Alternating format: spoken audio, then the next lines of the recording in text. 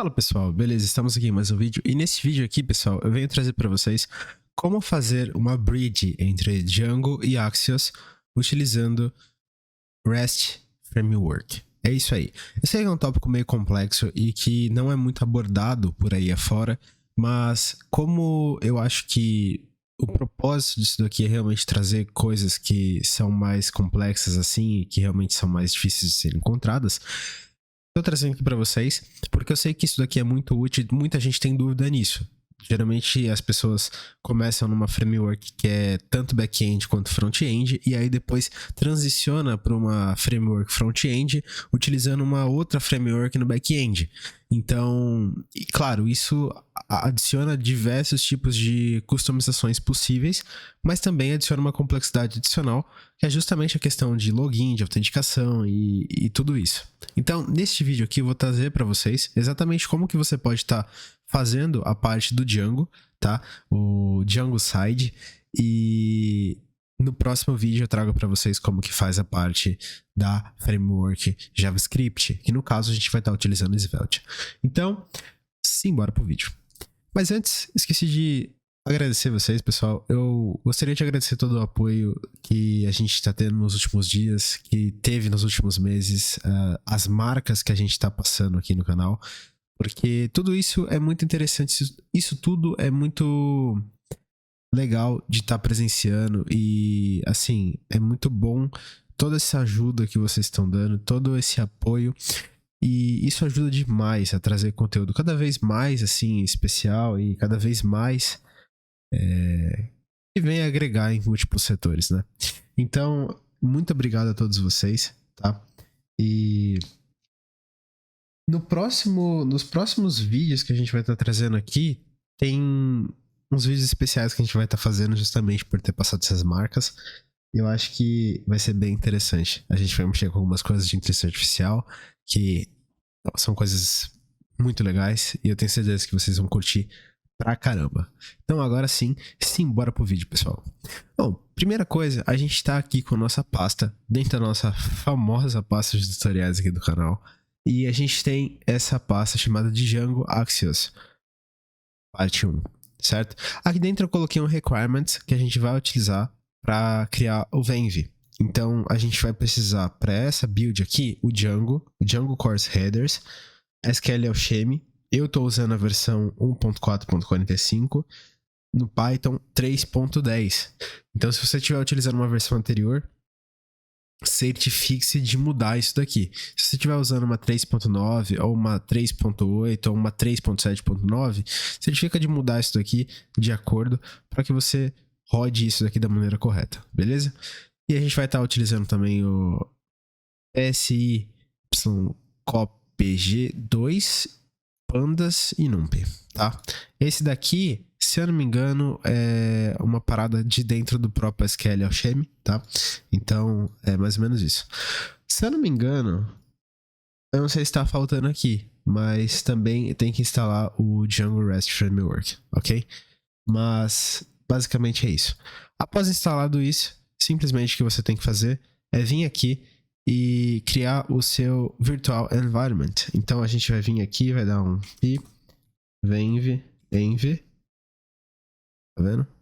Só a gente vir aqui, tem que colocar um "-m". Tá lá, beleza.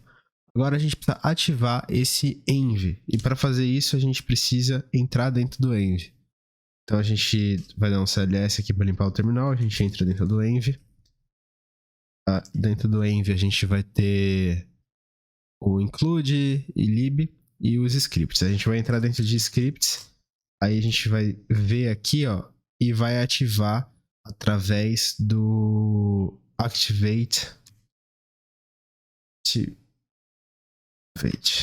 certo? Pronto. Agora vocês podem ver aqui no canto tem essa paradinha que indica que a gente está com o nosso env ativado. Após isso, a gente vai checar a versão, deixa eu só checar aqui. A gente vai ver que tá na 3.10.9, tá certo? Eu tenho múltiplas versões instalado. Para quem não sabe, dá para você rodar múltiplas versões do Python no seu PC, tá? Então, aliás, se vocês quiserem um vídeo explicando mais sobre isso, só deixar na descrição também que eu trago para vocês. Beleza, agora a gente tem que instalar os requirements. Então a gente vai dar um python-m pip install -r requirements. Ah, sim, a gente tá dentro do negócio. Ok. Beleza. -m pip install -r requirements.txt. O "-r" é para read, tá, pessoal? Então, o R ele vai ler o arquivo. Então, caso você queira instalar alguma outra coisa, você pode colocar antes do R e ele vai instalar também. Mas aqui no caso é como se ele estivesse iterando dentro desse arquivo um a um, tá? Então, você pode até setar versões, é bem interessante isso. Beleza, a gente vai rodar e ele vai instalar dentro do nosso environment as versões das coisas que a gente pediu. Beleza? Rodamos, instalamos, show. Agora a gente vai fazer o seguinte, a gente vai vir aqui ó, e vai fazer Django-admin start project e a gente vai dar um nome pro projeto. Eu geralmente coloco o nome do projeto base ou o nome do projeto ou eu coloco como core. Por quê? Basicamente, a gente vai adicionar um app, certo? Então, é como se a nossa aplicação fosse ter duas camadas. A camada de suporte base e a camada de suporte avançado. Com isso, a gente tem que criar uma interface core, que é a interface de roteamento, onde vai estar as settings, as URLs, os WSGI e todas as informações adicionais. Para isso, então, eu geralmente faço assim. A gente vai criar, ele vai criar o core e aí ele vai criar aqui, ó, tá vendo? Muitas pessoas fazem isso aqui de diversas maneiras. No caso aqui, a gente pode deixar como core, mas enfim. Beleza, pode ser, vamos deixar como core. Tá, dentro de core a gente vai ter uma manage.py. Se a gente rodar isso aqui, ó, e dar um home server, a gente vai ver que ele já vai inicializar. Tá vendo? Ele vai falar que a gente tem algumas coisas ali que estão pendentes, mas ele já vai inicializar. Se a gente vir aqui, ó, a gente já tem essa página aqui, ó, de The Installation Worked Successfully, Congratulations. E basicamente diz que tá tudo funcionando, certo? Beleza. Após a gente fazer isso, a gente vai ter que fazer uma seguinte coisa. A gente vai vir aqui e vai dar um pi e vai pmanage.py start app e aí a gente vai colocar o nome do aplicativo. No caso, a gente vai colocar web page, certo? A gente vai dar um enter. Após isso, a gente vai criar uma segunda pasta. Automaticamente ele cria para nós aqui. Então a gente vai ter o nosso core, a gente vai ter aqui o nome da pasta do nosso projeto, né? A gente vai ter o core e a gente vai ter aqui embaixo uma seguinte pasta que é a web page. Aqui é onde a gente vai mexer. Então eu gosto de deixar desses nomes assim. Claro que foge um pouco do padrão que o pessoal usa, sim, mas eu acho que fica mais fácil de você navegar nas pastas do seu arquivo. Porque a gente sabe que aqui é a parte essencial de dentro do projeto. Essa pasta aqui a gente pode renomear, essa maior aqui. A gente tem essa pasta aqui que basicamente é a pasta que a gente tem os settings, o WSGI, os URLs, o ASGI, e enfim, os caches. E aí a gente tem essa outra página aqui, essa outra pasta, que basicamente tem o nosso admin, o apps, models, testes, viewings, enfim. Então fica mais fácil de organizar dessa forma. Bom, beleza. Agora que a gente tem isso daí, a gente vai ter que fazer o seguinte, a gente vai ter que colocar lá na URLs do nosso core um comando aqui para ele rotear para dessa do webpage. Só que vocês podem ver que não tem aqui no webpage os URLs. Para isso a gente tem que copiar e colar aqui. Dessa forma a gente vai ter um URLs aqui dentro do nosso webpage também. Isso vai fazer com que a gente consiga organizar melhor o nosso projeto. Beleza. A partir disso, a gente vai ter que importar algumas coisas aqui dentro do nosso URLs da parte do core, que é basicamente essas coisas aqui, ó. A gente já tem o path, tá? Aqui a gente tem que importar o include também. A gente tem que importar também from django.conf .urs .static import static, que é para a gente fazer o redirecionamento das statics, que são CSS, na verdade, mais imagem, tá, pessoal? Imagem, vídeo, resources, essas coisas aí. Beleza, agora a gente dá um from Django.conf import settings, certo? Beleza, agora a gente já tem os imports que a gente precisa para estar mexendo aqui. Agora o que a gente vai fazer é o seguinte, a gente vai colocar path. Eita, ele executou alguma coisa aqui. Não existe. Beleza. A gente vai colocar path vazio, uma string vazia, include. E a gente vai colocar o nome da nossa pasta do nosso aplicativo, que no caso é webpage.urls. Percebe que já fica muito mais simples de você entender o que está acontecendo? Porque, vamos supor, se eu coloco um nome aleatório aqui, isso aqui não faria muito sentido. Mas dessa maneira aqui, a gente pode ver que faz mais sentido, né? A gente tá acessando URLs que tá dentro de webpage, né? Então, URLs aqui, ó. Certo? Bem mais sentido faz assim, né? Então, é bem interessante organizar o seu código de uma maneira que fique fácil de você compreender ele depois de um tempo que você está sem ver ele. Daí, beleza, a gente vai fazer o seguinte, a gente vai colocar mais... Bom, pessoal, a partir daqui, eu não sei o que aconteceu com o vídeo, mas aconteceu um negócio que nunca aconteceu comigo, e olha que faz tempo que eu gravo vídeo, eu já tinha um canal antes desse, mas a parte de baixo do vídeo bugou a partir desse ponto e recomeçou do zero e sobrepôs os arquivos. Então eu vou continuar narrando por cima e eu espero que fique fácil de vocês entenderem, ok? Bom, basicamente aqui a gente vai adicionar o static settings, tá? E a gente vai configurar ele justamente para redirecionar os arquivos de mídias e statics. Então a gente faz isso para passar lá para o nosso outro settings todos os arquivos que a gente quer redirecionar através desses paths, já que a gente está importando de webpage.urs, então a gente precisa disso para que ele consiga dar acesso, tá? Isso vai permitir do outro app que a gente acabou de criar, a gente acessar essas coisas. Agora a gente vai em settings, tá? E a gente vai adicionar algumas coisas em settings. Como vocês podem ver, a gente tem allowed hosts, beleza? A gente tem que adicionar os allowed hosts. Aqui nos allowed hosts, a gente precisa adicionar os hosts que a gente vai estar utilizando. Então, a gente adiciona 127.0.0.1, 127.0.0.1 2.3000 e 127.0.0.1 2.8000, certo? Após isso, a gente desce aqui e coloca as seguintes informações. Agora a gente vai colocar aqui em Installed Apps o nosso webpage, tá? Então a gente vai ter que colocar tanto o nosso webpage quanto o nosso course headers. Então é importante você colocar isso para você registrar os aplicativos direto, tá? Beleza, após você fazer isso, você vai ter que descer aqui na nossa parte de middleware, ok? Middleware, basicamente, você vai adicionar o course headers. Então você precisa colocar o seguinte comando aí no meio, que é esse comando aqui, ó. Vai ter que estar colocando exatamente esse comando, course headers middleware cross middleware, tá? Esse comando é importante porque você basicamente vai precisar desse middleware para estar funcionando e isso tem que ser colocado ali, tá, pessoal?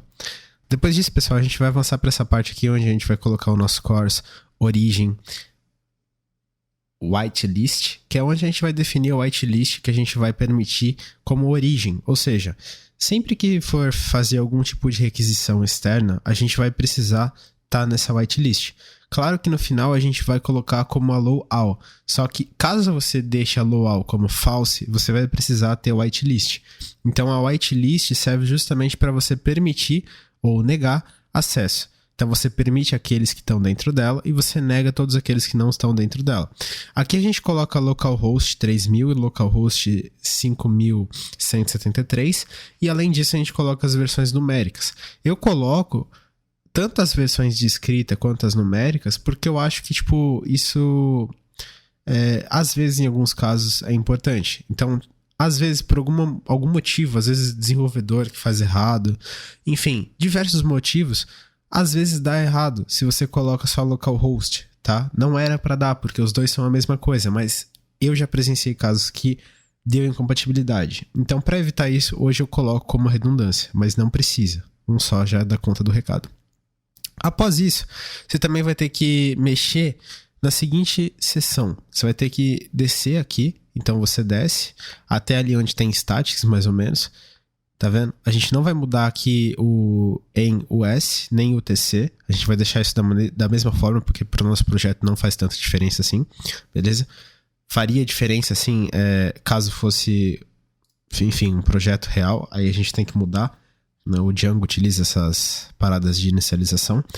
Mas abaixo, a gente pode colocar aqui em statics a parte do nosso statics routing. Então a gente vai colocar o root do nosso statics como base-dir, tá? E aí a gente vai colocar /static. A gente faz isso justamente para que a gente passe essas informações para aquele outro lá que a gente configurou dentro de URSS. Então a gente tem aquele código que a gente configurou dentro de URSS e a gente vai estar basicamente definindo aqui em settings aquilo que a gente estava acessando lá. Você pode colocar tags personalizadas, tá? Que nem a gente está fazendo para os seus usos, mas lembre-se de as tags que você colocar, verificar se elas não têm conflitos com outras tags. Mas basicamente você pode fazer do jeito que a gente está fazendo. Aqui a gente está fazendo static root, static file dirs, justamente, e também o media root e mais para frente a base dir do root, que é static media URL. A gente está fazendo isso justamente para deixar feito. Não que a gente vai usar, mas assim vocês já entendem mais ou menos como é que vai funcionar e já tem uma noção de como que isso funciona, para que não cause confusão ou qualquer coisa do tipo. É importante lembrar que essas tags, como foi falado, você tem que deixar elas certinho, para que caso você queira criar um diretório personalizável para o usuário ter acesso, talvez de um arquivo personalizado que o usuário faça o upload na sua plataforma ou algo do tipo, você tem que deixar isso aqui configurado de maneira restritiva, ou seja, você dá permissão àquilo que você vai colocar. Que nem no caso, media root aqui, a gente está colocando que ele está dentro de base-dir /media. Então, dentro de media, né, quando a gente coloca um barra no final ali de mídia, é basicamente que ele está lá dentro.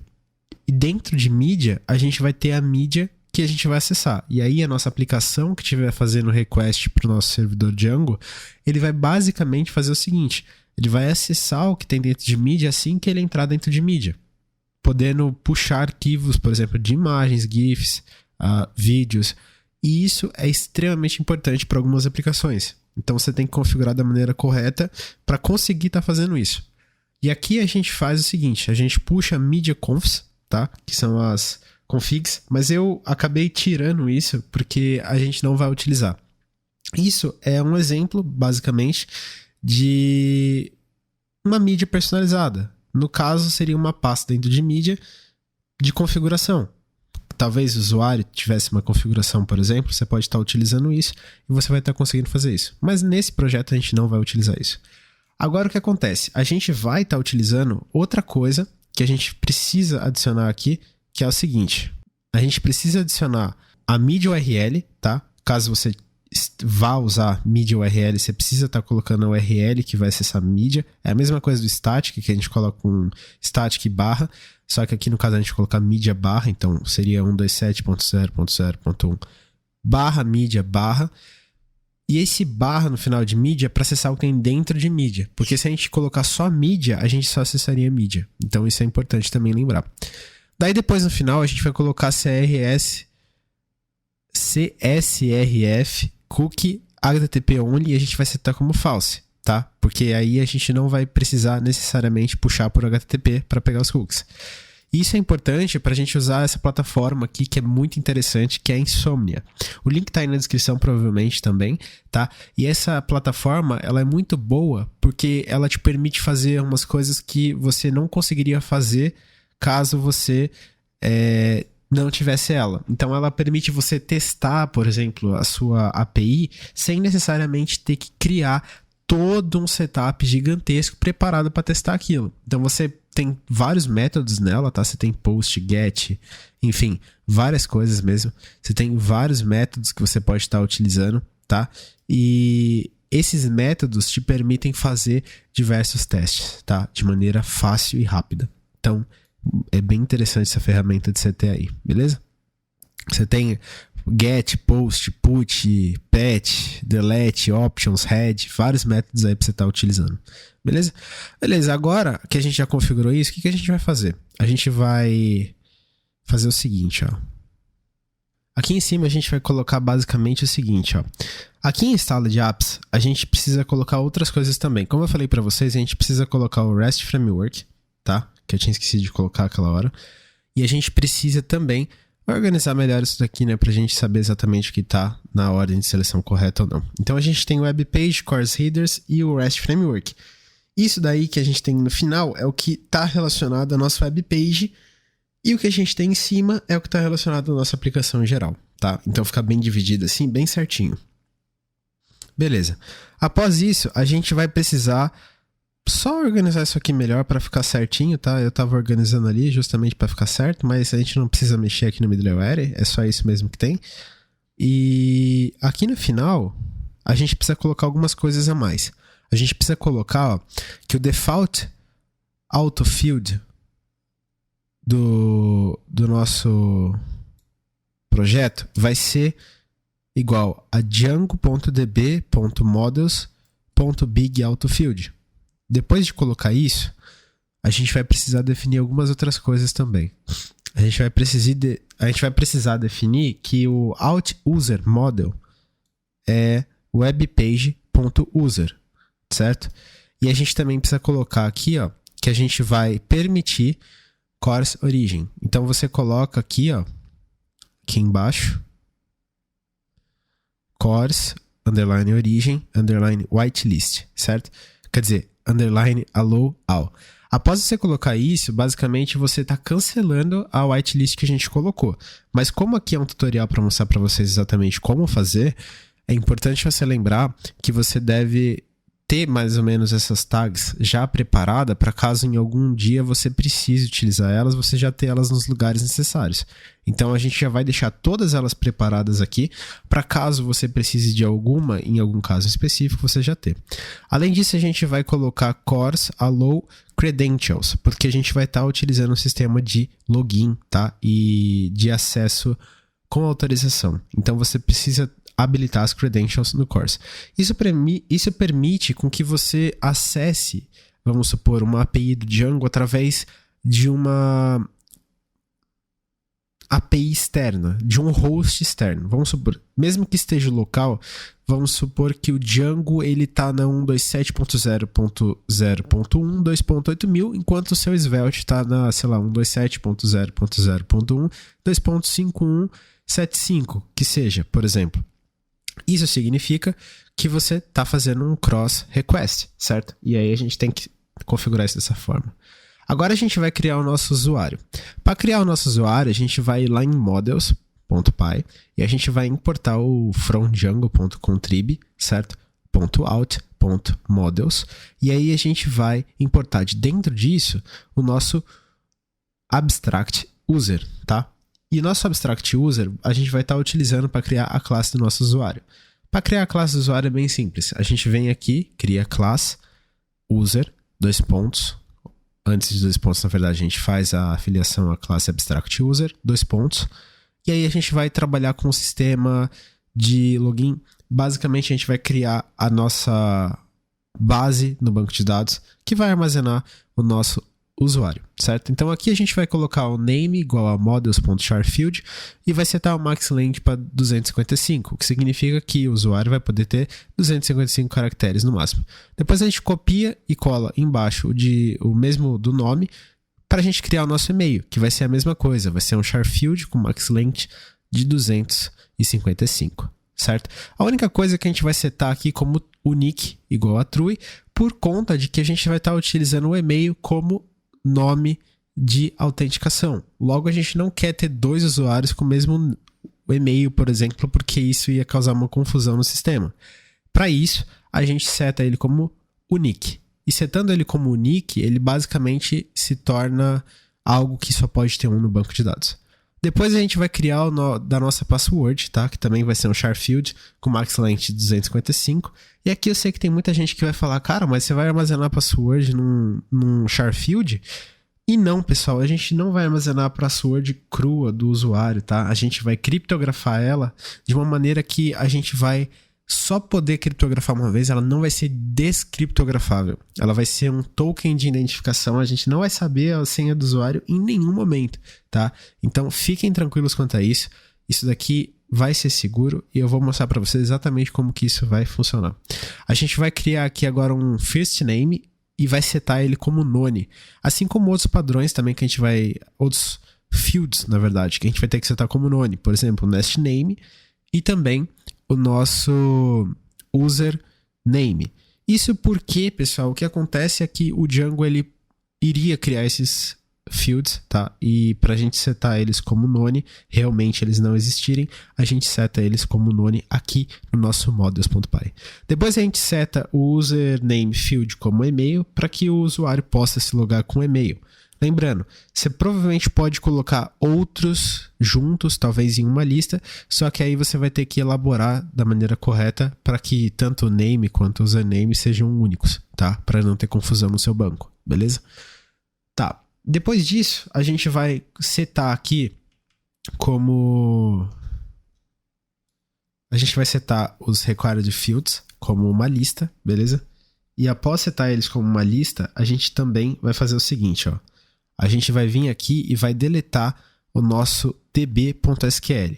Isso é importante porque como o nosso db.sql ele já foi criado desde antes, tá?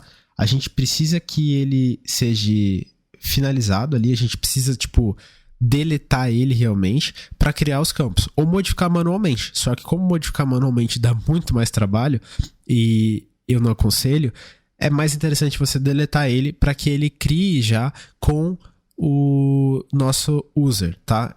É claro que depois você não vai precisar deletar sempre que você mexe nisso. É só no começo porque a gente já tá mexendo numa parada que tinha lá nesse caso aqui, que eu já tinha rodado, e aí acabou criando uma confusão nos campos do banco de dados. Aí depois disso a gente só dá um manage.py make migrations, ok? E aí depois a gente dá um manage.py migrate. E aí ele já vai fazer para nós, já vai migrar tudo, certo? Então é basicamente isso. Ó, migrate, show, migrou, beleza? Bem tranquilo.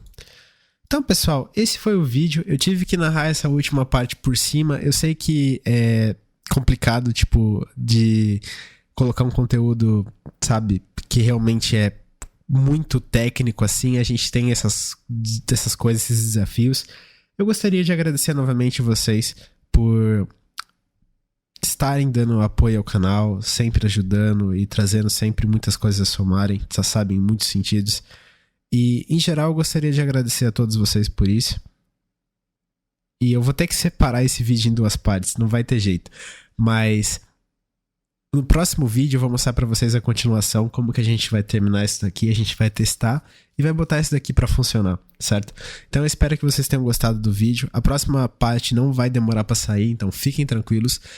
E eu espero que vocês tenham gostado de verdade do conteúdo, estejam gostando do conteúdo aí que eu venho trazendo pra vocês. Se você não quer perder as próximas partes desse conteúdo aqui que eu tô trazendo de autenticação com Django e Svelte, já se inscreve no canal e deixa aquele likezão. E também se você não quiser perder os outros conteúdos maravilhosos que eu trago aqui pra vocês de inteligência artificial e dentre outras coisas magníficas, também já se inscreve aí, deixa aquele like, manda pra um colega, manda pra um amigo, que isso ajuda demais eu continuar trazendo conteúdo aqui pra vocês e a continuar trazendo conteúdo cada vez mais top aqui pra vocês, que geralmente são conteúdos extremamente escassos na internet. Então, muito obrigado novamente e é isso, pessoal. Valeu, falou, fui. Até a próxima.